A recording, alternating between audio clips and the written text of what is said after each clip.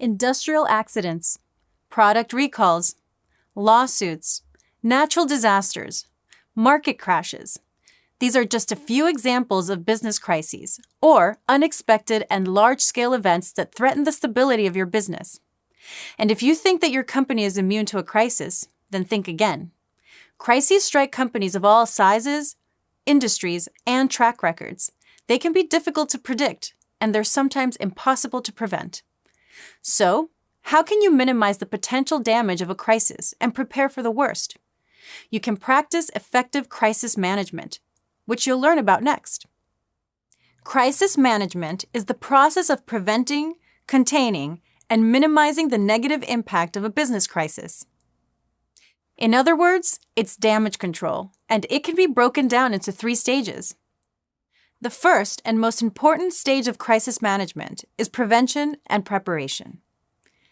Prevention and preparation take place before a crisis happens. Planning helps you to systemize crisis management, or make it routine. A routine saves time and reduces mistakes or missteps.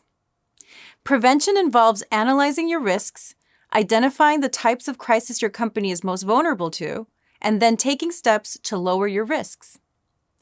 Preparation involves building and training a crisis team, developing a crisis response plan, and assigning roles in the event of a crisis. Prevention will reduce your chances of experiencing a crisis, and preparation will equip your team with the strategy, knowledge, and training they need to respond effectively when a crisis strikes. The second stage of crisis management is crisis response. This stage takes place during a crisis. It's how you coordinate efforts to respond to and contain the crisis. Responding to a crisis involves many steps. For example, you need to recognize that you're experiencing a crisis. Assess the scope of its impact. Take corrective action or steps to contain the crisis, and communicate with the public, stakeholders, and employees. The response stage of crisis management is high pressure and high stakes. Time is urgent, resources may be scarce, and your actions may lose or save your business, or even lives. Again, that's why doing the legwork in stage 1 is so important.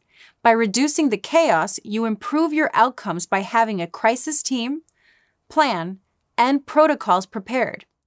Finally, the last stage of crisis management is recovery. This is the aftermath of a crisis. It takes place after the significant threats of a crisis have been avoided, minimized, or otherwise handled. Recovery focuses on rebuilding your business, reputation, and lost customers or profits. Another critical component of recovery is formally reviewing what you can learn from the crisis and implementing business changes to avoid similar situations in the future.